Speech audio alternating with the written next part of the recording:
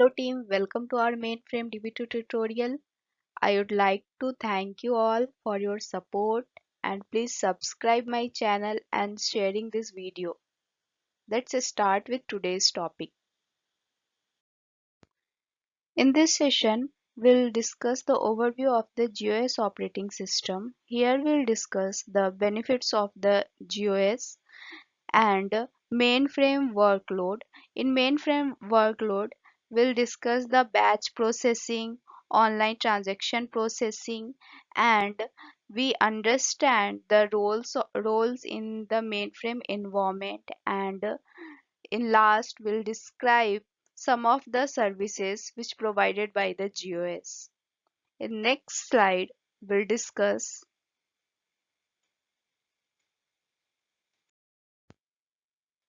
So this slide will discuss the GIS provides lots of benefits.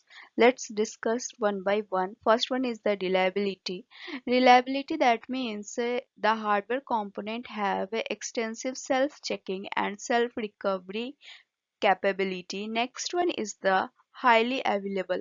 Highly available, that means it has a zero downtime and the GOS system can recover from a failure component without impacting the rest of running system.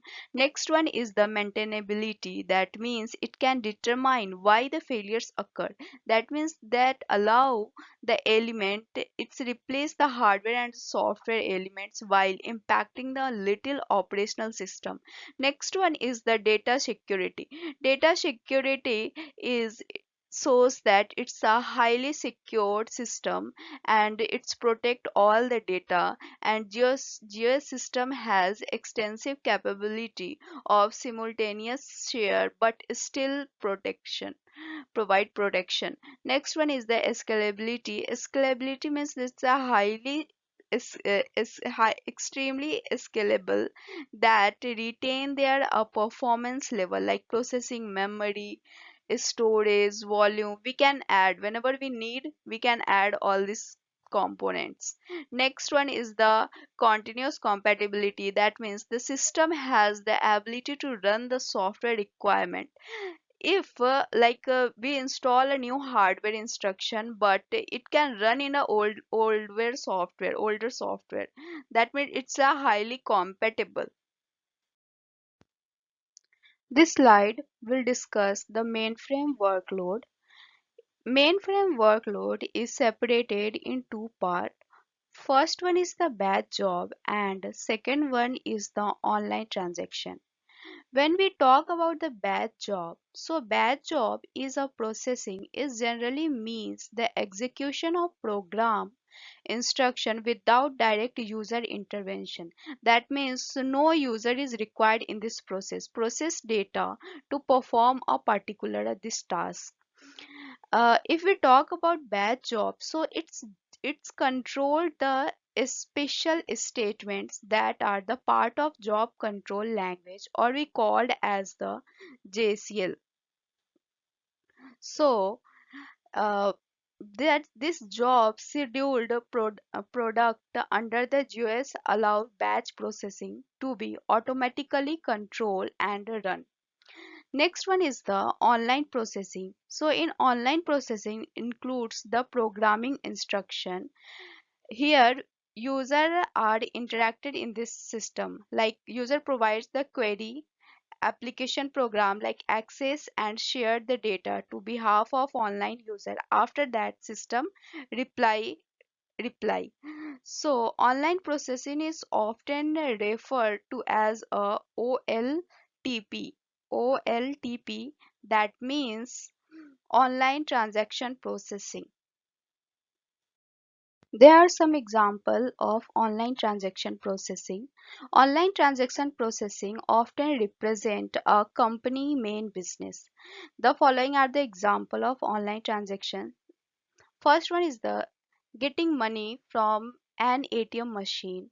Next one is a paying and purchase with a credit card, booking an airline's reservation over the internet, checking out a book at the library, enrolling the course at that college. All are the example of online transaction processing. Now we are going to discuss job role in mainframe environment. Traditionally, job function in mainframe environment divided into a 6 categories. Let's start with system programmer. So, system programmer is a person who install, customize and maintain the operating system (GOS) on the mainframe. Next one is the system administrator. System administrator is the person who maintain critical business data that reside on the mainframe. The system administrator will often and responsible for just one GOS subsystem. For example, the database system such as DB2, KICS, security, and so on. Next is the system operator.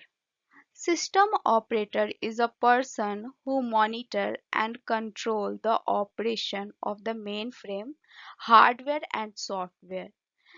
Next is production control analyst. So production control analyst is the person who schedule the workload on the system and ensure the batch job run to complete without error. Next is the developer, application developer who gather the requirement and design and code of the application program. Last one is the end user. End user is the person who use the application program while performing his her daily work.